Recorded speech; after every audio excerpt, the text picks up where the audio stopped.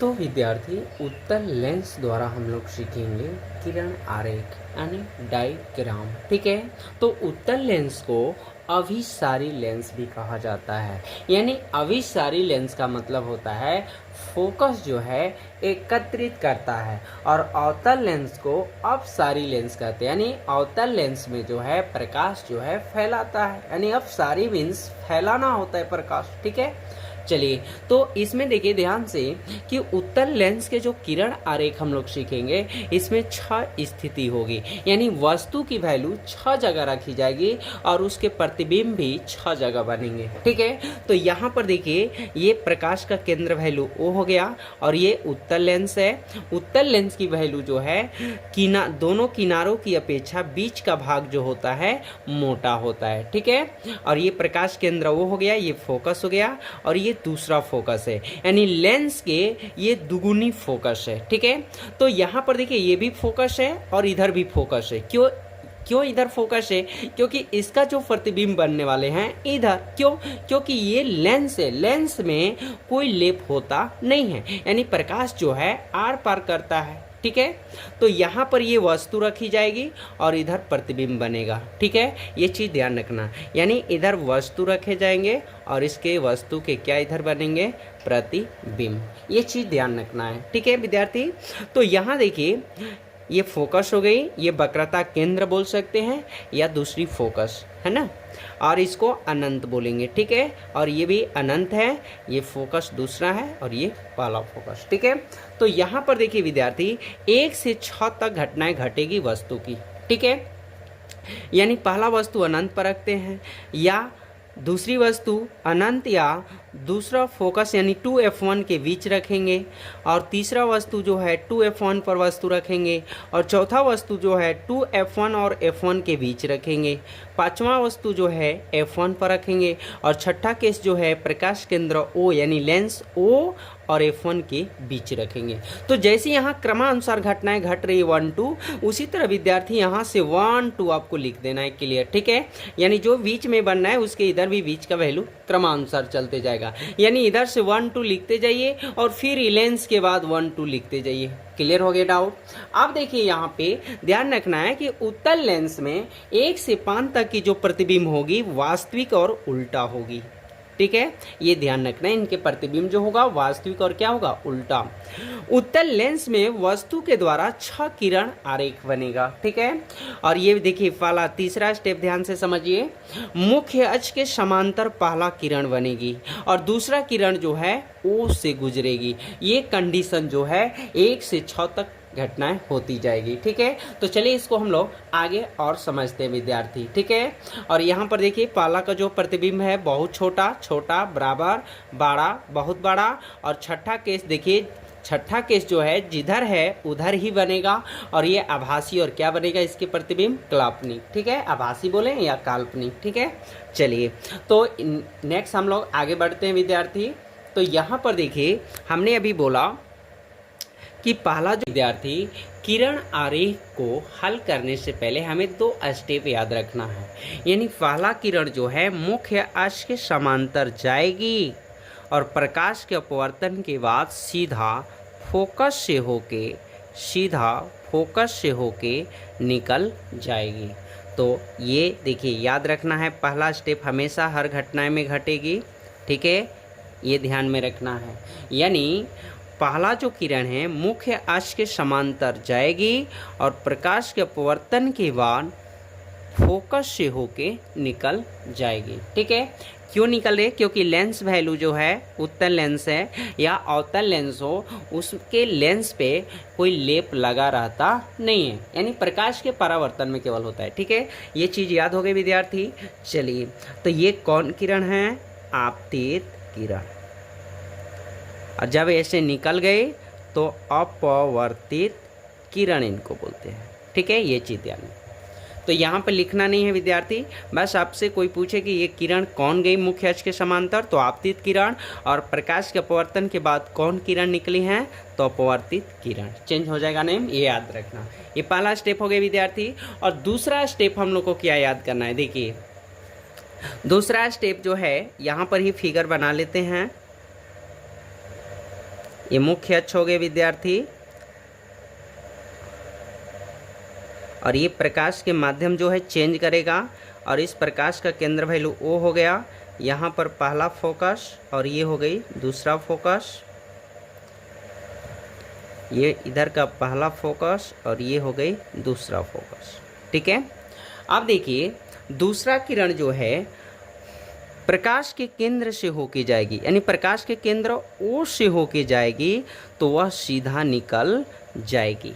ठीक है, ये दो घटनाएं हर किरण आरेख में होगा, यानी उत्तल लेंस के। ठीक है, ये पहला हो गया और ये दूसरा, ये याद रखना। कहीं भी वस्तु रखें, केस नंबर 1, केस नंबर 2, 3 या 4 कोई भी पे रखें, आपका पहला स्टेप मुख्य अक्ष के समांतर होगी और दूसरा स्टेप O से प्रकाश के केंद्र से निकलेगी। ठीक है, ये चीज़ ध्यान रखना। क्लियर हो गए? तो याद रखना है विद्यार्थी कि मुख्य अक्ष के समांतर कोई भी किरण जाएगी तो वो फोकस से होके निकल जाएगी, और कोई भी किरण प्रकाश के केंद्र यानी O से होके जाएगी तो वो सीधा निकल जाएगी, इसमें मुड़ेगी नहीं। ठीक है, चलिए यहाँ तक कॉन्सेप्ट इजी हो गए विद्यार्थी। तो चलिए पहला क्वेश्चन को हल। तो विद्यार्थी यदि वस्तु अनंत पर रहे तो, यानी अनंत का मतलब यहाँ, ठीक है, यानी अनंत का मतलब इसकी कोई लिमिट नहीं है, लगभग हम यहाँ कर सकते हैं, यानी अनंत पर जिसकी कोई वैल्यू पता नहीं है उसे अनंत कहते हैं। यानी अनंत जो है हमें याद रखना है कितने नंबर का स्टेप है, पहला अनंत है तो इधर से पहला 1 बन गया। ठीक है, ये ध्यान में रखना है। तो अनंत पर जब वस्तु रहेगी तो हम लोग को पता है कि पहला जो किरण खींचना है मुख्य अक्ष के समांतर खींचना है। ठीक है विद्यार्थी, तो यहाँ पर आपको स्केल का यूज करना है और पेंसिल का। ठीक है, हम तो पेन का यूज कर रहे हैं, तो विद्यार्थी आप स्केल का। तो मान लीजिए कोई वस्तु अनंत पर है और वो उस वस्तु का अनंत से किरण जो है मुख्य अक्ष के यहाँ समांतर हो गई, और ये किरण का नाम जो है हमने बता चुके हैं विद्यार्थी, आपतित किरण। और जो प्रकाश के अपवर्तन के बाद फोकस से होकर निकलेगी उस किरण का नाम अपवर्तित किरण। ठीक है, याद रखना। तो चलिए ये फोकस से होकर गुजार देना है, क्योंकि हमने बता डाला है विद्यार्थी। ये पहला हो गई। अब देखिए मुख्य अक्ष के समांतर किरण होगी और फोकस से निकल जाएगी, याद रखना। फिर से ध्यान से सुनिए, जब कोई किरण मुख्य अक्ष के समांतर होगी तो वह फोकस से होके निकल जाएगी, ये पहला स्टेप हमेशा होगा। ठीक है, तो वस्तु कहाँ है इसकी कोई लिमिट नहीं है, तो फिर प्रकाश का केंद्र O से कैसे दूसरा किरण हो सकता है? हो सकता है? नहीं हो सकता है, क्योंकि जब तक वस्तु को हम दिखाएंगे नहीं तब तक दूसरा कोई किरण O से गुजरेगा नहीं प्रकाश के केंद्र से। ठीक है, तो ये चीज़ ध्यान रखना। तो इसमें क्या करना है विद्यार्थी, तो जब वस्तु अनंत पर रहेगी तो दोनों किरणें जो हैं मुख्य अक्ष के समांतर होके फोकस से होके गुजर जाएगी। किससे होके? फोकस से होके गुजर जाएगी, यानी फोकस से होके निकल जाएगी। ये चीज़ ध्यान रखना है। तो यहाँ पर देखिए ये हो गया। तो अब यहाँ पर हम लोग विद्यार्थी ये पहला अनंत वस्तु बन गई। ठीक है, ये ध्यान रखना है, क्योंकि ऐसा कभी भी उत्तल लेंस हो या अवतल लेंस हो, उसकी अनंत पर कभी भी वस्तु रहे तो ऐसे ही दोनों में किरण आपको दर्शाना है। ठीक है, तो लिखेंगे हम लोग क्या विद्यार्थी। और यहाँ सोच रहे हैं कि यहाँ दूसरा किरण तो प्रकाश के केंद्र से होके जाना चाहिए था, लेकिन कैसे जाएगा? जब वस्तु इसका दिखाई देगा तब तो दूसरी किरण की वैल्यू बनेगी, है ही नहीं, ये ध्यान में रखना है। ठीक है, तो लिखेंगे हम लोग विद्यार्थी, यदि वस्तु अनंत पर रहे, अनंत पर रहे तो प्रतिबिंब की स्थिति जो होगी, प्रतिबिंब रहे तो प्रतिबिंब फोकस पर बनेगा, तथा प्रतिबिंब की प्रकृति जो होगी, प्रतिबिंब की प्रकृति हमने बता चुके हैं विद्यार्थी, 1 से 5 तक की जो घटनाएं होंगी यानी उसकी प्रतिबिंब की प्रकृति जो बनेगी वास्तविक एवं उल्टा होगा, तथा वस्तु से, जहाँ भी वस्तु अनंत पर है, उस वस्तु से प्रतिबिंब की वस्तु जो बनेगी बहुत छोटा होगा। ठीक है, ये हल हो गए विद्यार्थी। चलिए हम लोग दूसरा क्वेश्चन को हल करते हैं, यानी किरण आरेख पहलू दूसरा। तो देखिए यहाँ पर, यदि वस्तु अनंत और 2f1 के बीच रहे, अनंत और 2f1 के बीच वस्तु रहेगा। ठीक है, चलिए अब ये तो शामिल हो गए, तो अब तो वस्तु दिखाना ही है, ये तो शामिल हो गए वैल्यू। चलिए इस वस्तु का नाम ए और बी से दर्शा देंगे। ठीक है, तो पहला गति याद है, पहला किरण वैल्यू जो है मुख्य अक्ष के समांतर करना है और प्रकाश के अपवर्तन के बाद किससे होके निकाल देना है, फोकस से। ठीक है, ये फोकस की बिंदु लेवल से निकलना है, ये ध्यान रखना है, पहला किरण। ठीक है, ये हो गए विद्यार्थी। अब दूसरा किरण जो है, यहाँ वस्तु तो दिख रही है। ठीक है, तो जब वस्तु दिखाई देगी तो समझिए दूसरा किरण विद्यार्थी ओ से होके गुजार देना है, और यहाँ ध्यान देना है कि कहाँ उसका प्रतिबिंब बनेगा। तो कुछ नहीं करना है, 1 2 गिनते रहिए, 1 2 2 यहाँ आ रहा है, तो यहाँ से 1 चालू है, F2 से, तो 1 और 2, यानी प्रतिबिंब जो बनेगा यहाँ बनेगा। तो आपको सीधी यहाँ से ओ से वैल्यू जो है प्रकाश के केंद्र से निकाल देना है दूसरा किरण। ठीक है, थोड़ा सा देखिए, ये हो गया। अब इसको मिला देना है, तो बहुत इजी तरीका है विद्यार्थी, 1 2 गिनते रहिए, इधर से 1 2 करिए और इधर का 1 2 कर लेना है। ठीक है, तो आप देखिए लिखेंगे विद्यार्थी, यदि वस्तु अनंत और 2f1 को क्या बोलते हैं, वक्रता केंद्र या लेंस के दुगुनी फोकस है। ठीक है, यह ध्यान रखना, f1 के बीच रहे तो उसका प्रतिबिंब की स्थिति, यानी उसका प्रतिबिंब f2 और 2f2 के बीच बनेगा। ये लिख लेना है, जिसके प्रतिबिंब की प्रकृति क्या होगी, वास्तविक एवं उल्टा होगा, तथा वस्तु से प्रतिबिंब की साइज क्या है, वस्तु से प्रतिबिंब की साइज देखिए, कितना भी यहाँ वस्तु जैसा भी रखेंगे वहाँ आपको समझ में आ जाएगा। यानी प्रतिबिंब वस्तु जो है, वस्तु की वैल्यू देखिए बड़ा है और प्रतिबिंब की वैल्यू क्या बनी, छोटा, तो वस्तु से क्या होगा, छोटा होगा। ठीक है, ये क्लियर हो गया विद्यार्थी। चलिए नेक्स्ट तीसरा क्वेश्चन हल करते विद्यार्थी। तो यहाँ पर देखिए तीसरा के लिए, यदि वस्तु 2f1 पर रहे, वस्तु 2f1 पर रख दिया लाके। ठीक है, तो यहाँ पे ए और बी लिख लिया। तो पहला किरण पता है मुख्य अक्ष के समांतर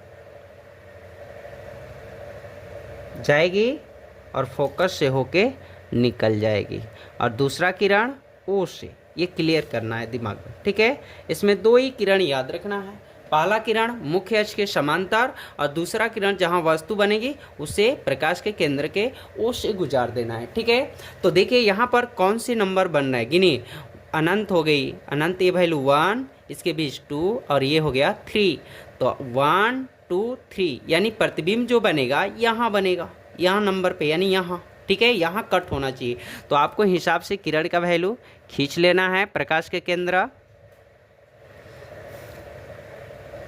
ये देखिए हो गए भैया, यहाँ पर ये कट गया और इसका नाम ए डैश बी डैश हो गए, ये चिन्ह आपको लगा देना है। क्लियर हो गया विद्यार्थी। तो लिखेंगे क्या, यदि वस्तु 2f1 पर रहे तो उसका प्रतिबिंब जो बनेगा, उसका प्रतिबिंब 2f2 यानी लेंस के दुगुनी फोकस पर बनेगा, जिसका प्रतिबिंब की प्रकृति वास्तविक एवं उल्टा होगा तथा प्रतिबिंब की वैल्यू जो बनने हैं वस्तु से यानी वस्तु के क्या बनेगा, बराबर होगा। ठीक है, ये बराबर ही होगा, ये ध्यान रखना। ठीक है, चलिए अब नेक्स्ट क्वेश्चन हम लोग तो विद्यार्थी क्वेश्चन नंबर 4 को हल कर लेते हैं। ठीक है, तो यहाँ पर देखिए, यदि वस्तु 2f1 और f1 पर है, 2f1 और f1 के बीच रहे, ठीक है, इनके बीच रहे, यानी 2f1 और f1 के बीच रहे। चलिए यहाँ वस्तु रख लेते हैं ए बी। ठीक है, ये कौन से वस्तु नंबर पे आ रहा है, गिनिए। अनंत 1, बीच 2, इसका वैल्यू 3 और ये 4, यानी 1 2 3 4 यहाँ आ रहा है आपका प्रतिबिंब बनेगा, यानी दुगनी फोकस और अनंत के बीच, या इसे वक्रता केंद्र भी बोलते हैं। ठीक है, ये ध्यान रखना, यानी आपका यहाँ बनना है। तो कुछ नहीं करना है विद्यार्थी, पहला किरण कुछ नहीं करना है, मुख्य अक्ष के समांतर दौड़ा देना है और फोकस से होके निकाल देना है। ठीक है, फोकस के बिंदु से कट करना है, ध्यान रखना है। ये हो गया, ये दर्शा दीजिए, किरण हो गए। और दूसरा किरण जो है जहाँ वस्तु बनेगी वहाँ ओ से होके सीधा निकाल देना है। और ये ध्यान में रखना है कि जहाँ इसके प्रतिबिंब बन रहे हैं, यानी नंबर गिन लेना है, उसके अनुसार आपको वैल्यू कर लेना है। तो थोड़ा इसको अभी बढ़ा लीजिए और देखिए हो गया। अब ये ओ की वैल्यू सेंटर मिलाइए, प्रतिबिंब की कहाँ बनना है, तो यहाँ पर बनना है विद्यार्थी। देखिए ये कट बिंदु हो गया, ये हो गया आपका, ये सीधा कर लेना है और ये सीधा निकल गए। ठीक है विद्यार्थी, तो इसका नाम ए डैश और बी डैश कर लेना है। तो लिखेंगे क्या, यदि वस्तु कहाँ रखा था, 2f1 और f1 के बीच रखा, बीच रहे, तो उसका प्रतिबिंब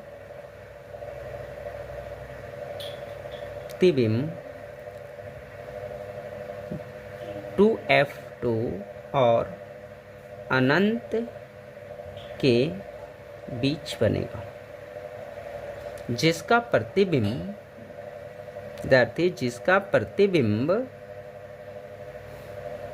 वास्तविक एवं उल्टा होगा। जो वस्तु से क्या होगा बताइए, जो वस्तु से क्या होगा बताइए, ध्यान में रखना है। जो वस्तु से होगा बड़ा, जो वस्तु से क्या होगा, बड़ा होगा, ये ध्यान रखना।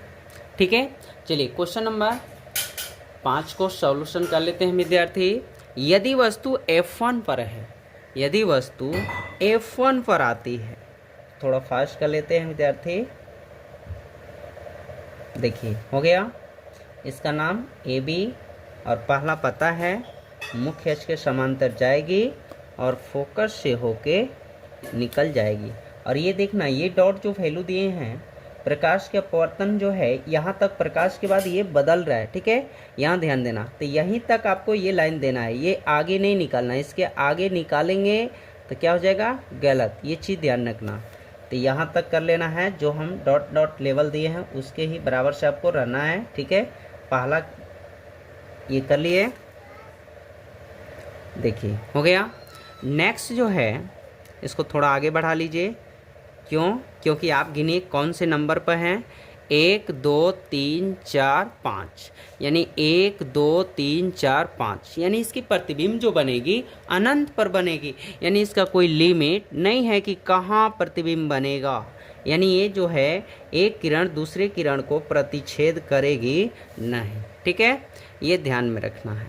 यानी कट यहाँ नहीं दिखेगी, ठीक है, ये ध्यान रखना है। ये कर लिए विद्यार्थी। तो हम लोग लिखेंगे यदि वस्तु F1 पर रहे तो प्रतिबिंब की स्थिति अनंत पर बनेगा जिसके प्रतिबिंब की प्रकृति वास्तविक एवं उल्टा होगा तथा वस्तु से इसका प्रतिबिंब जो है तो से क्या होगा बताइए। तो वस्तु से इसका जो प्रतिबिंब है बहुत बड़ा होगा। ठीक है, ये चीज़ हो गए।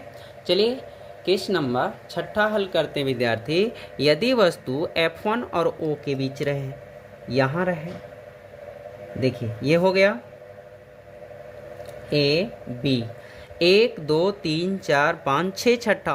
तो छठा केस जो है वैल्यू स्वयं जिधर से बनेगा वस्तु उधर से ही उसका प्रतिबिंब बनेगा, यानी इधर छठा रोल है नहीं, ये ध्यान रखना। यानी ये प्रतिबिंब जो है मुख्य अक्ष के समांतर पहला किरण जाएगी, ठीक है, और वह फोकस से होके निकल जाएगी।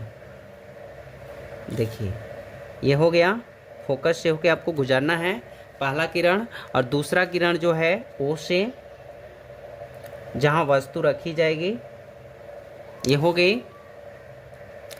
तो छठा केस में क्या करना है विद्यार्थी कि ध्यान रखना है जिधर वस्तु होगी उधर ही इसके प्रतिबिंब बनेंगे। कैसे?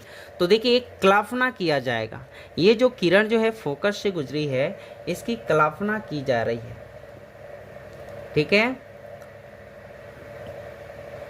तो ऐसे आपको दोनों किरणों को लेके जाना है और एकाएक ये दोनों किरण जो है आपस में समझिए एक प्रतिच्छेद हो जाएगी। तो यह कहाँ प्रतिच्छेद होगी इसकी कोई लिमिट नहीं है, लेकिन एक न एक जगह ये प्रतिच्छेद हो जाएगी, यानी कल्पना की जा रही है, ठीक है। तो इसकी जो वैल्यू जो है यहाँ पर हो गया, तो इसका नाम A डैश B डैश हो गए। तो लिखेंगे विद्यार्थी यदि वस्तु F1 और O के बीच रहे तो प्रतिबिंब जो है क्या लिख सकते हैं हम लोग, प्रतिबिंब जो है वस्तु की ओर बनेगी जिसका प्रतिबिंब की प्रकृति आभासी या काल्पनिक लिखेंगे एवं सीधा होगी। जो लिखेंगे वस्तु से क्या होगा, वस्तु से बड़ा होगा, ठीक है। या हम लोग यहाँ पर लिख सकते हैं इसका प्रतिबिंब यानी 2F1 और F1 के बीच बना है, तो यहाँ भी लिख सकते हैं, ठीक है। तो ये विद्यार्थी समाप्त हो गए, आपको निश्चित समझ में आ गया होगा ये डायग्राम।